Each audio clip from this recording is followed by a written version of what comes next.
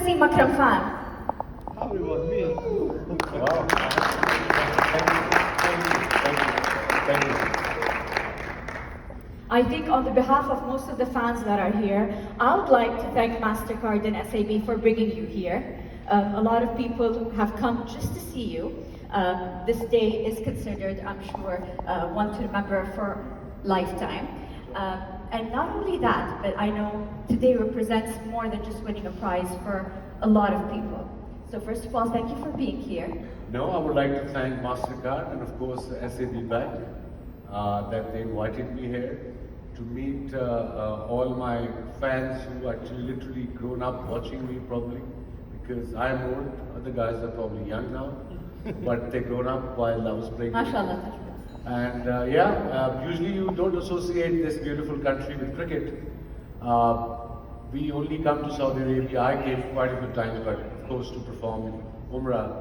And but like I said, I've been told and I read a lot about it that this country is actually you should come and visit as a tourist.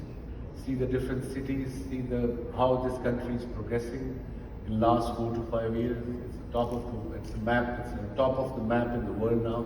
And I think in the next 2-3 years, inshallah, this will be top of the world as well, in my opinion. You said something very interesting, that a lot of people here locals don't know much about cricket, but they know one thing, they know a lot about achievements. And they know a lot about personalities who have made it on the global rank. And I think that's how we know you. I'm personally not very familiar with cricket, but I am familiar with you. Okay, that's a good thing. Not as a sportsman within the field of sports, but a sportsman within the field of life. Yeah, absolutely. I finished cricket 2 decades ago. And I'm still, like I said, I work on television quite a bit back home and of course internationally on cricket. And like you said, you always learn. Learning never stops. Doesn't matter wherever you are in life. That's so important for every one of us, and that's what we should teach our kids as well. That learning never stops. Whenever you think you've learned enough and that's it, I think the downfall starts from there. So I'm still learning new things in my life, still evolving as a person. What I was 20 years ago, I am a much better person, much well-read person. Got to know the different cultures. Married an Australian, also knows the Aussie culture as well.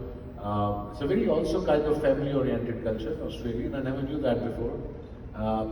For ideally Aussie, accent is a very different accent.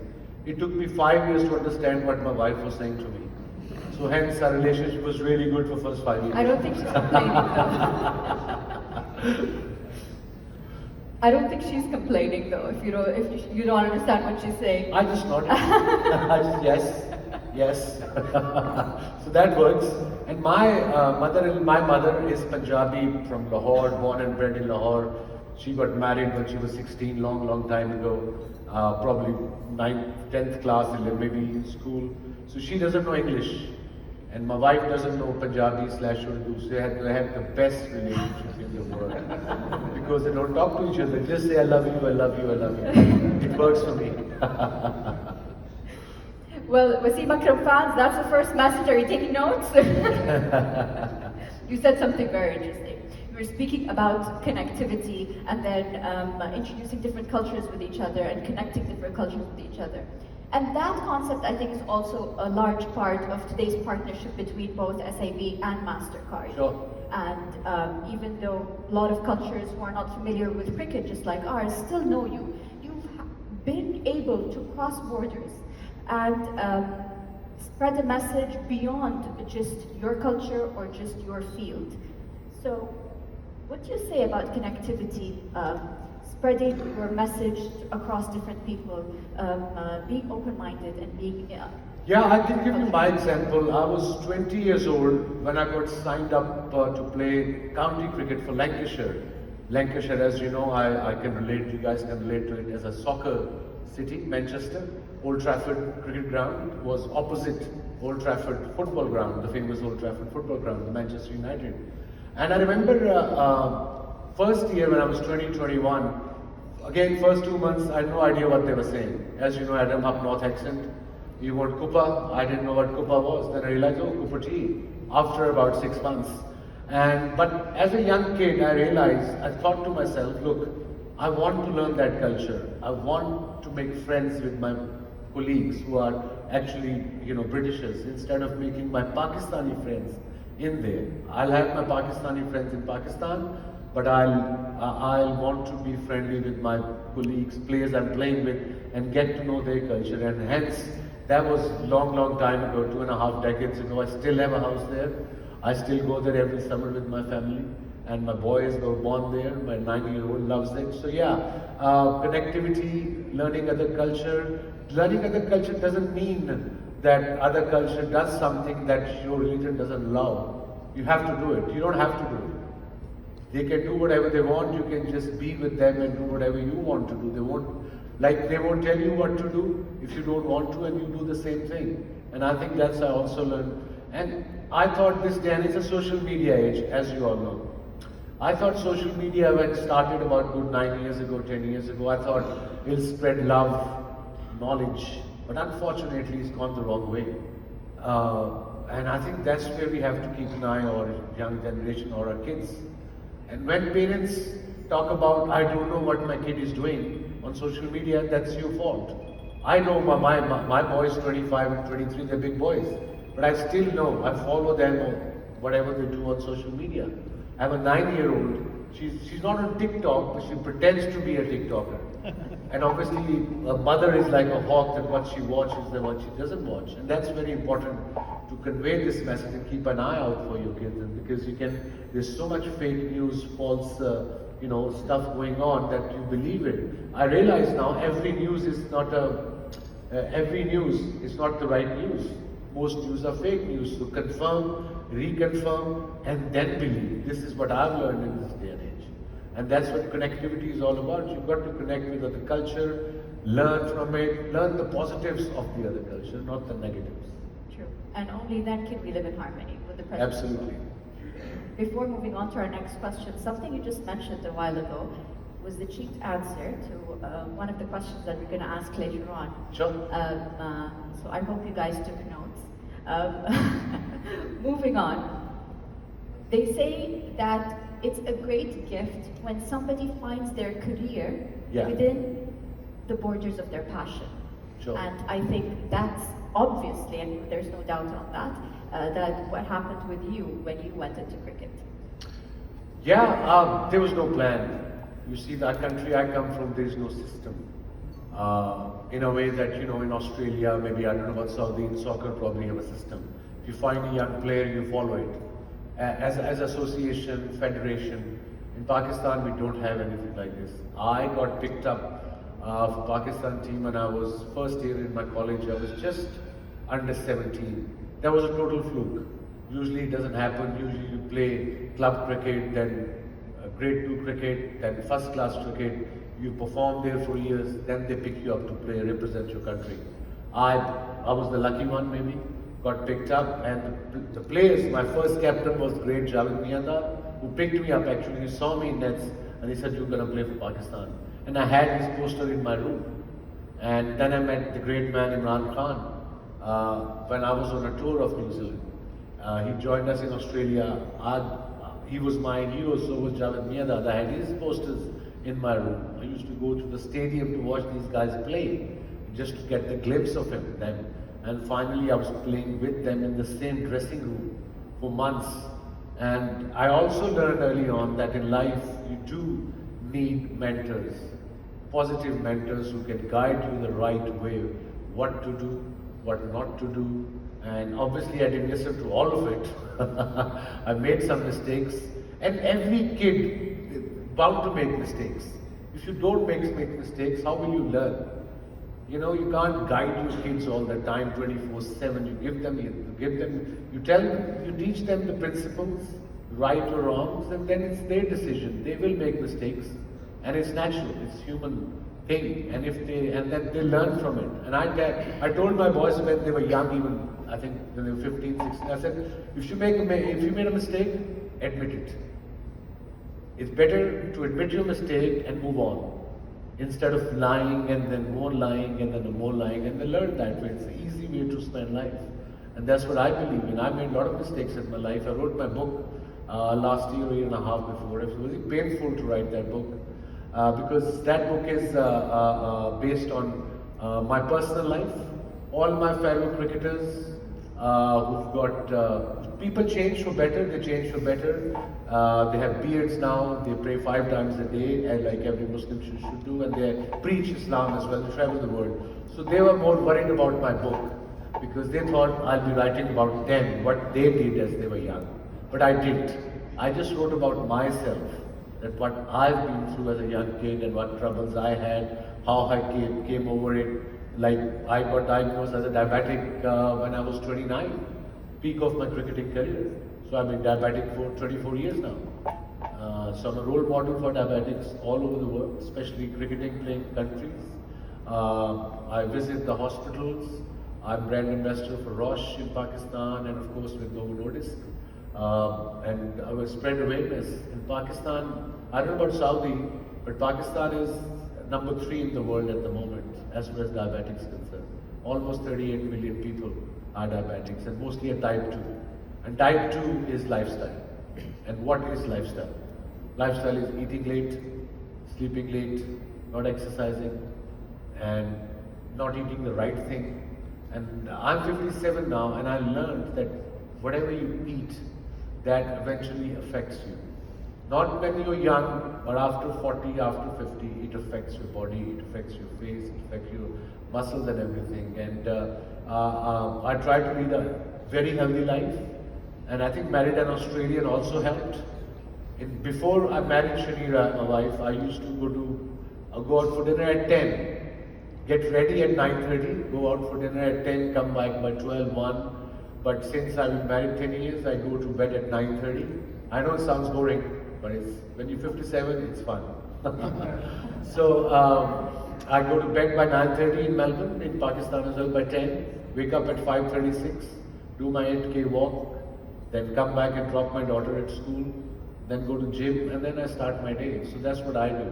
So healthy lifestyle is also very important. Some people do come up with this, oh, we don't have time. But you got to take out time. That's how you got to manage your life. Once you fell ill, then you realize I should have done that. True. Yeah, So whatever you do in life, health, for me, there's a line, health is proper wealth. Wealth is wealth, I understand, but health is wealth. End of the day it is, for me. To motivate others more with this point, how would you reach, or how hard was it to reach this balance point where you're able to achieve sleeping early, eating healthy, that level of discipline? It was tough to start off with because I come from a different culture than the Australians. Probably, in our culture in Pakistan, average kid up till late to 12, 1. Even on Monday still my friends wake up at 12. In the afternoon I said, guys, it's freaking Monday. Okay, I can understand if Saturday, Friday, on a holiday you're waking up late, I can understand. But it was tough. But once I got the hang of it, then I felt so much better, a lot more energetic. I've been working since July now. So last night I finished my game in Sharjah. I was commentating from Dubai, came back to Dubai at 12 at night, took the flight at 4 o'clock, left hotel at 4 in the morning, slept for 3 hours, took a flight to here, and rested in the morning a bit. And now I go back to Karachi at 4 o'clock in the morning flight, arrive Karachi at 11, go to my show, starts at 4 o'clock, PSL starts tomorrow. So I'll be at the studios at 4 o'clock till 1 o'clock tomorrow night. Because if I was normal 57 years old, it wouldn't have been possible. I met my class fellows about 2 months ago in Pakistan, and I posted their picture with me. Exactly my age, school class fellows. And they looked like my dad. They seriously looked like both of them did, because again, I got it early on, last 10 years, that you got to look the part on television as well. If you look the part, you'll get the part. You look the part, you get the part. First of all, thank you for coming down and making time out of a very busy schedule of yours. And all of this just for us and for the participants, so thank you for that. No, good to be here. Like I said, next time I'll come for a break, come for a holiday with my kids, with my wife, and actually see what Saudi Arabia is all about. I think Actually very exciting. I think us Saudis would consider it a pleasure to host you and your family and welcome them to our Looking country. forward. I want to take you back to something you said earlier. You're writing a book and you found it painful. And you also mentioned the part of you being diagnosed with type 1 diabetes. Tell us about the link between being a sportsman and using that technique to overcome difficulties in your life. I think what sports taught me, be competitive. And obviously you don't win every day in life, do you? You have some struggles even as a banker, even whatever you do in life. Then how to come back up. So what I did or do, still do, I don't make any more mistakes in general.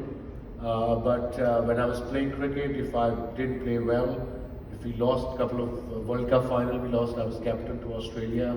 It was a one-sided game and people still remember it. You see, Western countries, they forget about it. If you lose a game of the World Cup final, they say bad luck, better luck next time, let's have a drink. Pakistanis, they don't forget. I mean, they tell their kids. We lost Back in 1980. we lost that final in 99 to Australia in England, I was captain. They, third generation are asking me, I said, wait, hang on a minute, you weren't even born then. Why are you complaining?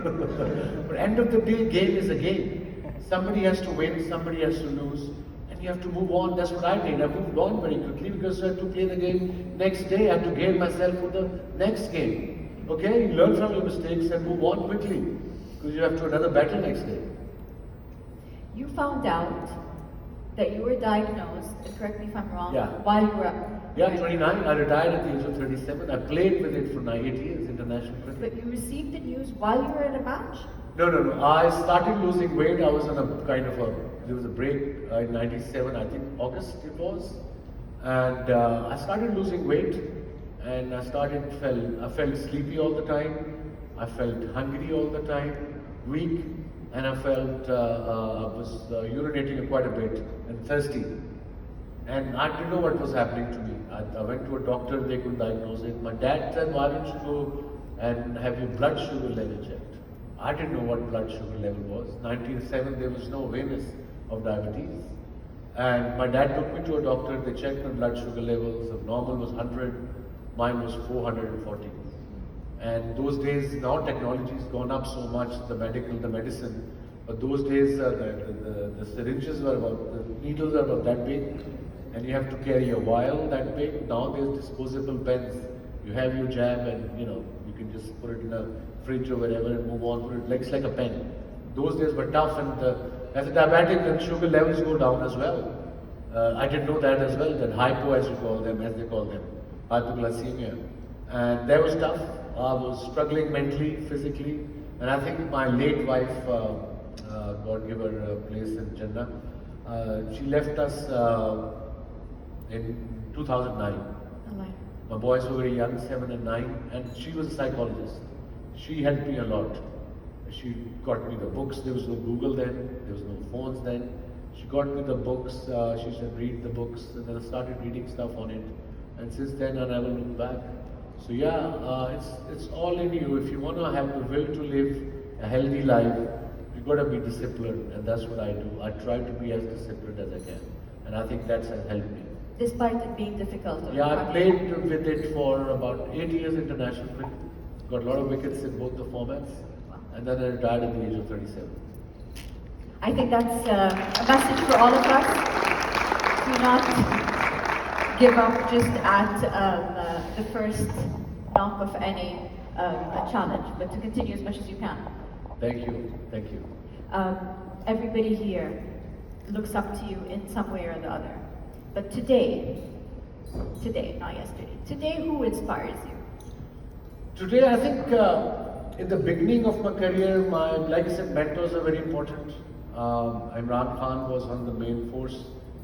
Our ex-Prime Minister is still my hero, good friend of mine. And then Riyadh, the first captain, Mudassir Nazar. But you talk about today, I think I want to realize at the end of the day, it's your kids and your family, your wife. I think I inspired by my missus, Akram, and my 3 kids, 2 boys, Temur, Akbar, and younger one is Ayla. She's 9 years old, going on 15. Sure. She does a makeup routine. I said, you're 9. She said, Dad, I want my skin to be better. What would you give as a message to the people who are coming here just to take a message to change their lives because they look up to you so much and for them this is a memorable day? You have right now the chance to say something to these people who, some of them have come from outside Riyadh just to meet you. That one word from your heart, Waseem, to their heart. I can only tell you what I do. My life is simple. I don't lie anymore. I used to as a kid, I'm straightforward. If I say something is black, I'll say black. If something is white, I'll say white. Even on television, I do the same thing. I don't care what people think. If I'm saying the right thing, if I'm on the right path, life is easier that way. There will be problems in life. There is no life without a problem. You should be able to solve it. If you can't solve it, keep it on the side. Don't think about it all night, all day, because that will eventually affect your performance, affect your organs, affect your body. Keep it a couple of days, then come back to it again. And then you will be able to solve it. Any problem can be solved. So be positive, be happy. That's positive because you only live once. You've got to be happy all the time. Try to be happy. Try to spend time with your family as much as you can. That, you see, what I learned when I was young, I give this example a lot, that monkey see, monkey does. Whatever you see as a young kid, you do. So when my brothers got married, they used to come at 4 in the morning. I said, hang on a minute. I thought that was normal. But eventually I realized, no, it's not normal. When you married someone, you're meant to be home at certain time. Okay, then don't marry. Then don't get married. If you want to be with your buddies, be with your buddies. Eventually you get married. Guys taking notes? Look, that's what I've learned in my experience. Okay, I've partied a lot in my life. I'm not saying I've been an angel, but I learned from it. And so these little things are very important. Happiness is the ultimate. And be nice to people, I suppose. That's it. There's no secret recipe to it, just simple. You're an idol. Honestly, Waseem, you're being so transparent and so humble, and you're giving us almost everything heart to heart. You've made my job so much easier. It's been it was a pleasure in the beginning, but now it's even more of a pleasure. Thank you. But I think maybe just to address some of the questions of cricket lovers here. Yeah, absolutely. Anything. In today's day, who would you associate as the young Waseem from today's generation of cricket? Today's generation, one of the great cricketers of India, Kapil Dev, one of my heroes, they asked him one question. That's a funny way. They asked him, how come there is no other Kapil Dev? He said, because my mom is dead, my father is too old. I'm just kidding. That's great Kapil Dev's line. But in general, I think from Pakistan, this young boy, Shaheen Shah Afridi, he's got a bright future ahead.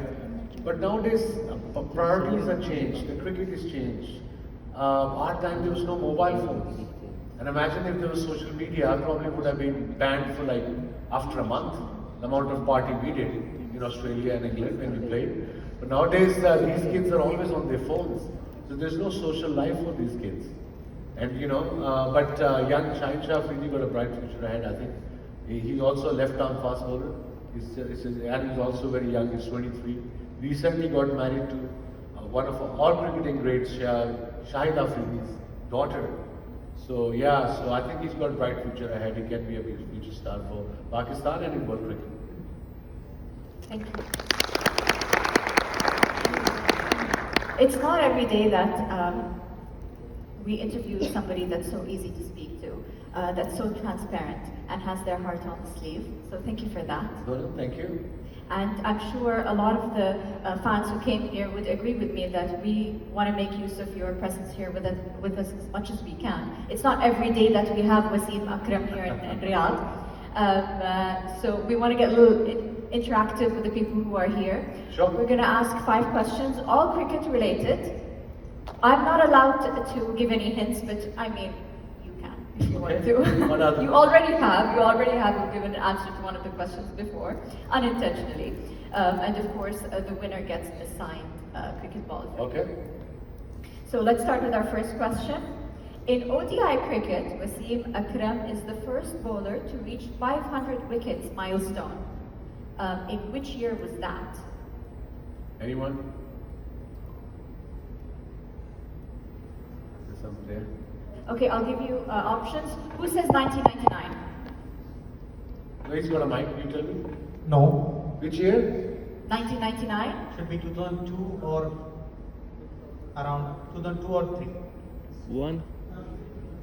It's kind of a guess, isn't it? It No, has no, to be because one. you retired around the same time. Yeah. So which year was? 2 or 3? Two. 2? Who says 2003? Me, I अब आप कह रहे हैं? No, this gentleman said it Yeah, first. yeah. He said 3 from beginning. Yeah. Congratulations. 2003, close. Mr. Waseem. His name is also Waseem. my name is Oh wow. Pleasure to see you. Waseem meets Waseem. Yeah. Assalamu alaikum. Please Can we have our take a first picture. ball, Take a please? picture. Take a picture. Come on. Please come. Come. Yes, yes. Go on. Yes, please give me. Thank you. Come to see me. Just a second.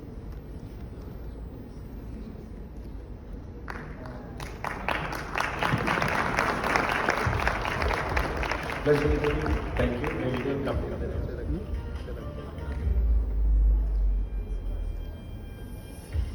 Thank you. Thank you.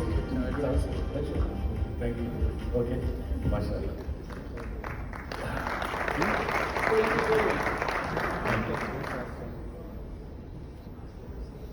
Next question. How many test centuries does Waseem have under his belt? I have got centuries by the way, guys. Is it a wild guess? Or is Who says 5? I say 7. Throw them off balance.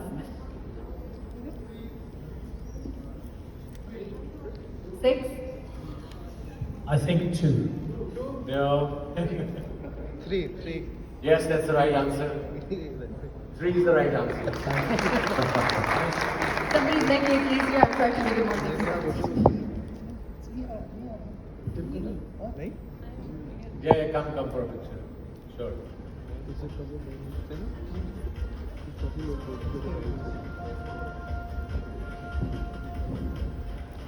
Leave the ball there, we'll pick it up. What? Yeah, it's up.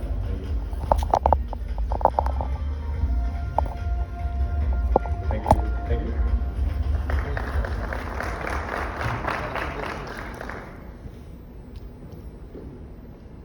Okay, so our third question. What is Waseem Akram's highest test score as a batsman? 257 or 275? Right answer.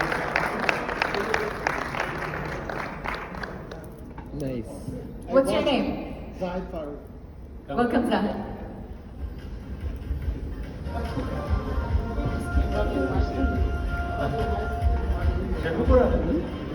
Oh wow. अब तो stadium का बुरा हाल है sir.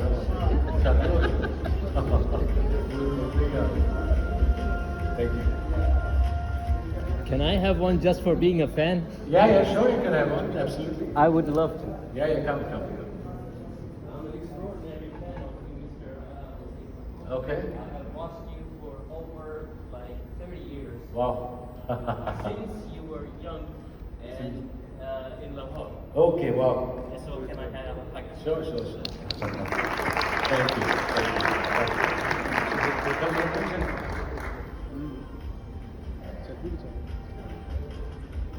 Thank you. Nice meeting you. So our next question, I think, has already been answered, and this is like a test of who's paying attention. Which famous country in England did Waseem Akram sign up for? Who gets the ball? That was an easy one. And he also played for Hampshire. So Last year, yeah.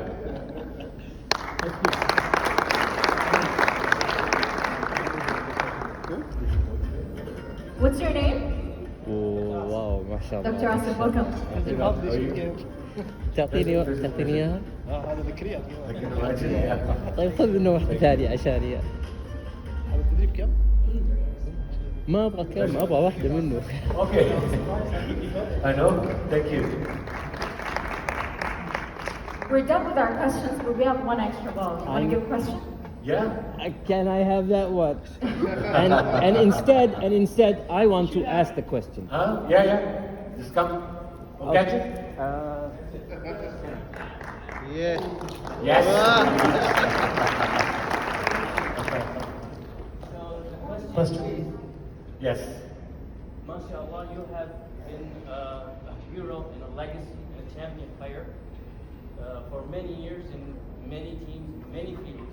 You have the experience of a legendary, let's say, not the Sultan of swing, but a dragon with wings. Yeah. Could I just ask one question? After Sure, all please. those experiences of being a player under a captain Yeah. who is taking the lead and giving you the guidelines to do this and that, what would be your advice to an extraordinary captain to lead a team out of hard circumstances, either on the field or in real life? Off the field, yeah. I think I learned from great Imran Khan as a leader.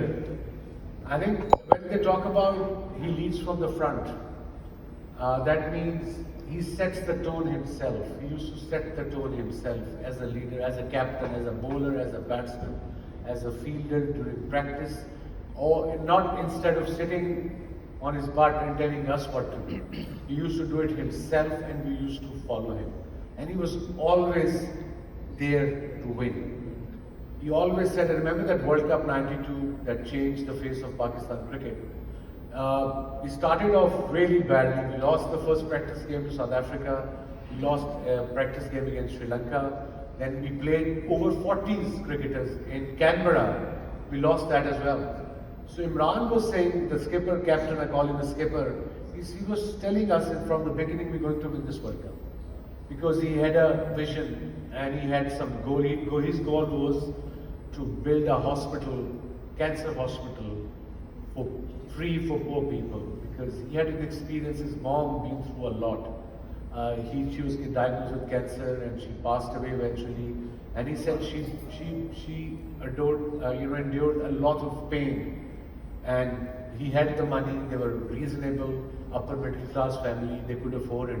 And he said, how average poor person in Pakistan, they can't even afford that. So that was his goal, if they win the World Cup. So he took us 3 weeks before the World Cup started.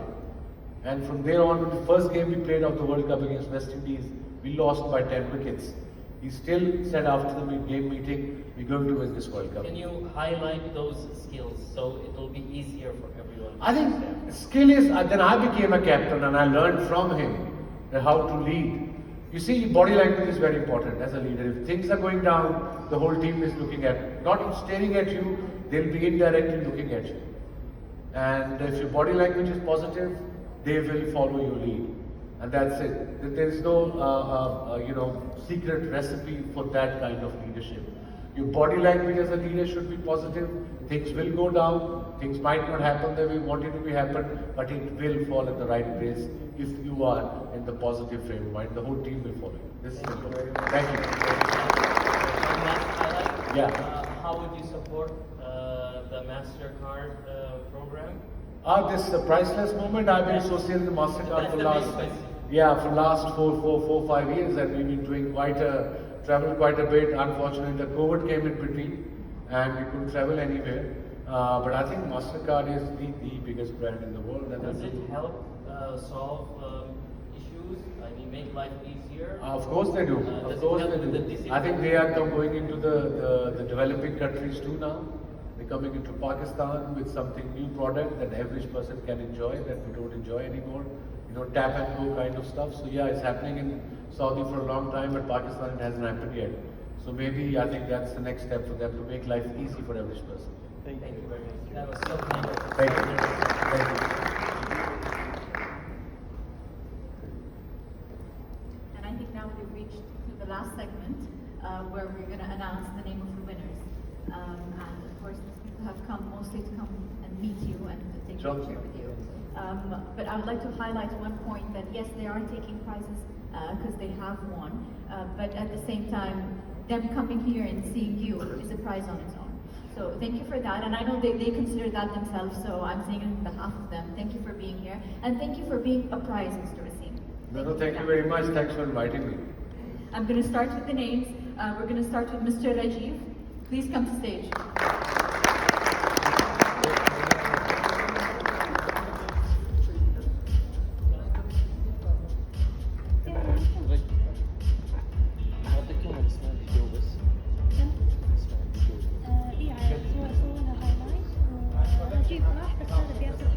Okay, sure, no worries. Are we giving them the cricket bats or something? Yeah, they're already signed thousands of them. Thank you. Yeah, sure, come. अच्छा कुछ आवाज़ है? चलिए बड़ी खुशी हुई है।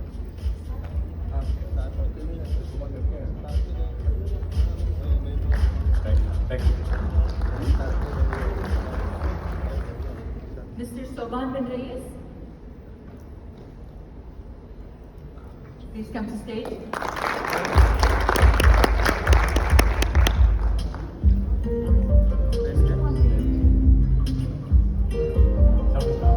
How are you? Pleasure. Thank you. Thank you. Mr. Muhammad Imran. So finally, Imran won something. Yeah. Now I know I can play. You're special. We're giving it to you without a line. Thank you.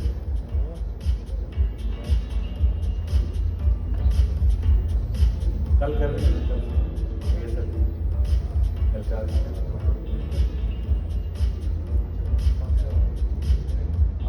हमारे वो खत्म हो जाएगी सारी चीज़ वो है ना Mr. Vinay, please come to stage.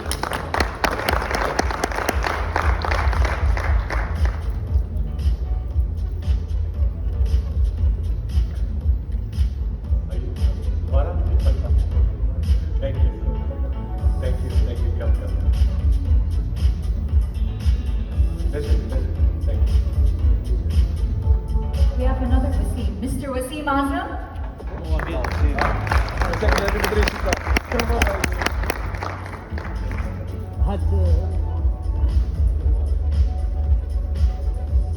Have a seat. Good to see you again. Come.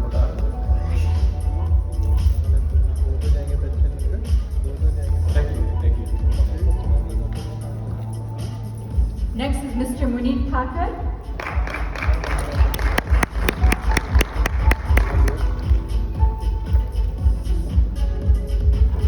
So now you have a bat. I have a ball. I got a ball, you got a bat. Now I need a bat. Get me a bat. Thank you. The one you sent me the email. Okay, that I want that's all the people.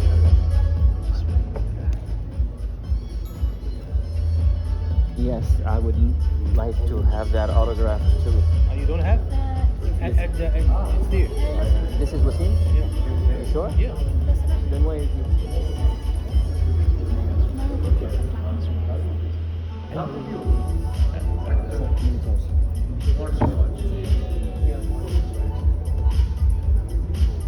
Yeah, I met His Highness, I think last year I came, Mr.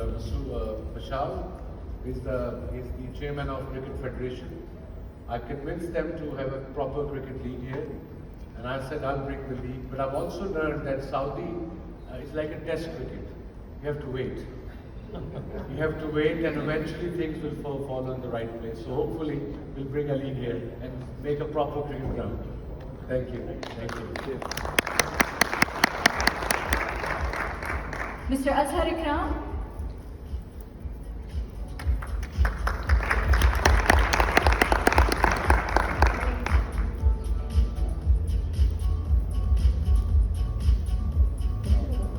How are you? Oh, very good.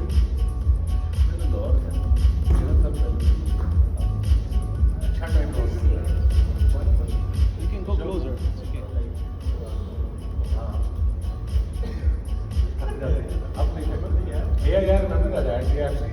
still remember it. Yeah. 88, my dad. Good to see you. Thank you. Come. Go see. Sorry, yeah. Thank you. Nice to meet you. Thank you. Mr. Sayed Shah.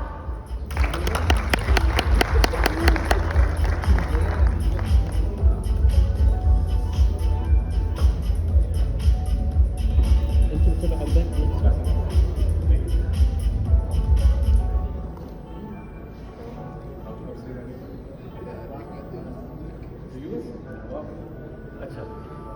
Good. Okay. Thank you. Mr. Osama Abbas.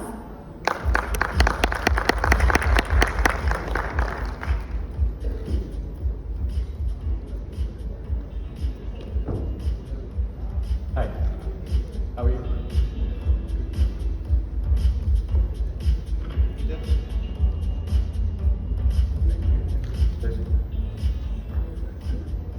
Mr. Imran Ahmed.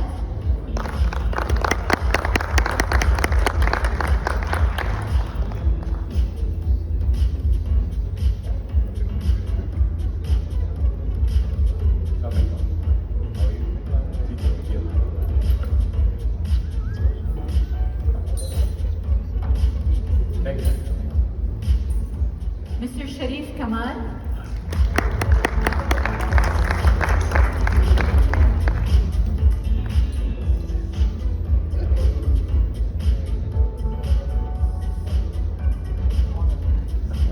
Thank you.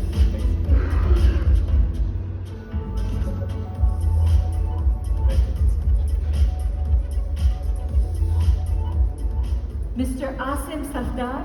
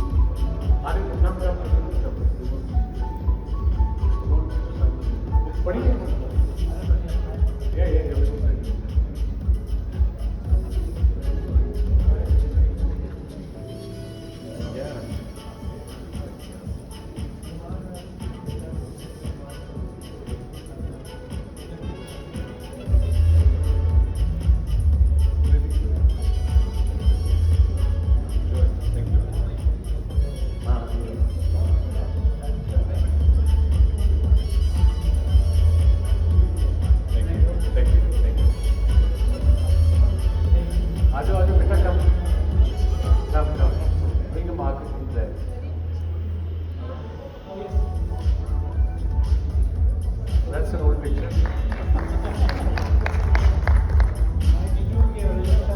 Yeah, I know.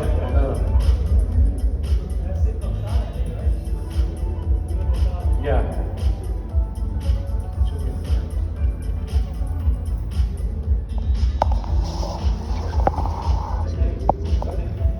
Come, take a picture.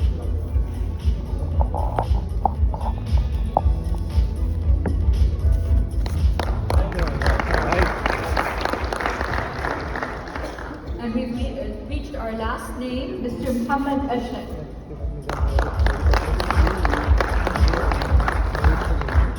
خلاص بطلت وصولي خليك معاك خليك معاك How are you?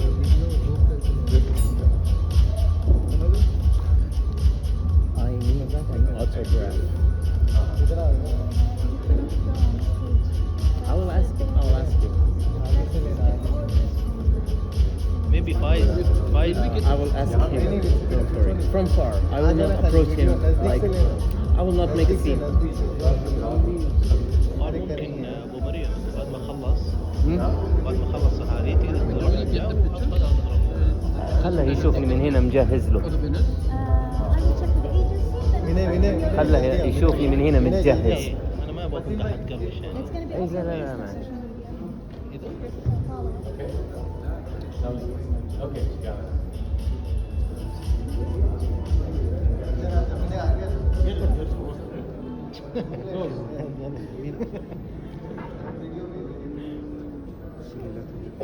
Thank you. Nice meeting you. Thank you.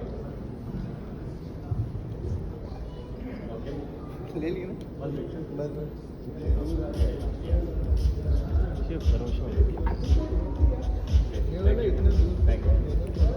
like to call all the winners up on stage for a group picture. All the names that were called earlier, can we please have you together on stage for a group picture with Mr. Waseem Akram? الله يجزاه خير.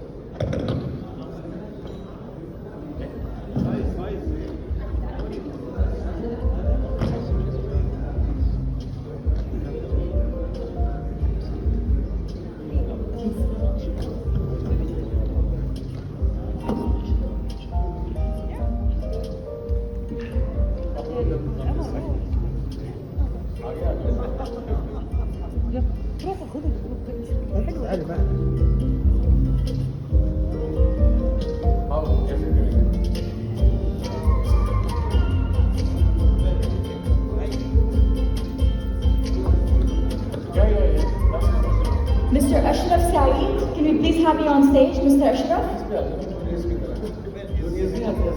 Yeah, junior player. Yeah, exactly. That's